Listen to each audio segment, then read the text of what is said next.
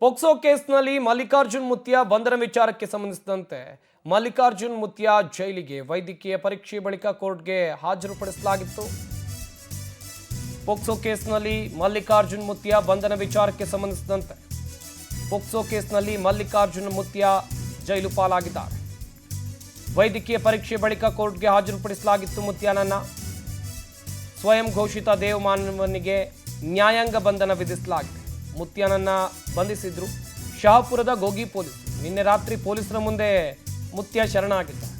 ವಿಚಾರಣೆ ನಡೆಸಿ ಕೋರ್ಟ್ಗೆ ಹಾಜರುಪಡಿಸಲಾಗಿತ್ತು. ಬಾಲಕಿಯ ಜೊತೆಯಲ್ಲಿ ಅನುಚಿತ ವರ್ತನೆ ಆರೋಪದಲ್ಲಿ ಈತನ ವಿರುದ್ಧ ಕೇಸ್ ಕೂಡ ದಾಖಲಾಗಿತ್ತು. ಕೇಸ್ ದಾಖಲಾಗ್ತಾ ಇದ್ದಂತೆ ಮುತ್ಯ ತಲೆಮರೆಸಿಕೊಂಡಿದ್ದ. ಹಾಗೆಯೇ ತಲೆಮರೆಸಿಕೊಂಡಿದ್ದಂಥ ಮುತ್ಯನಿಗಾಗಿ ಪೊಲೀಸರು ಸಾಕಷ್ಟು ಹುಡುಕಾಟವನ್ನು ನಡೆಸಿದ್ರು. ನಿನ್ನೆ ರಾತ್ರಿ ಪೊಲೀಸರ ಮುಂದೆ ಹಾಜರಾಗಿದ್ದ. ಗೋಗಿ ಪೊಲೀಸರು ಆತನನ್ನು ಅರೆಸ್ಟ್ ಮಾಡಿದ್ರು. ಅದಾದ ಬಳಿಕ ನ್ಯಾಯಾಲಯಕ್ಕೆ ಹಾಜರುಪಡಿಸಲಾಗಿತ್ತು ಮಲ್ಲಿಕಾರ್ಜುನ್ ಮುತ್ಯನನ್ನ.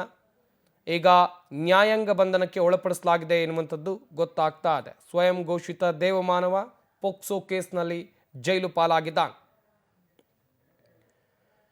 ವಿಚಾರಣೆ ಕೂಡ ನಡೆಸಿದ್ರು ಗೋಗಿ ಠಾಣೆಯ ಪೊಲೀಸರು. ಇನ್ನೊಂದು ಕಡೆಯಲ್ಲಿ ಇದಕ್ಕಿಂತ ಮುಂಚಿತವಾಗಿ ಬಾಲಕಿಯ ಕುಟುಂಬಸ್ಥರ ಹೇಳಿಕೆಯನ್ನು ಪಡೆದುಕೊಂಡಿದ್ರು. ಆ ವಿಡಿಯೋವನ್ನು ಅಪ್ಲೋಡ್ ಮಾಡಿದ್ದ ಬಾಲಕಿಯ ಚಿಕ್ಕಪ್ಪ ಆತನ ಮೊಬೈಲನ್ನು ವಶಪಡಿಸಿಕೊಂಡು ಪರಿಶೀಲನೆಯನ್ನು ನಡೆಸುವಂಥ ಕೆಲಸವನ್ನು ಕೂಡ ಶಹಾಪುರದ ಗೋಗಿ ಪೊಲೀಸರು ಮಾಡಿದರು.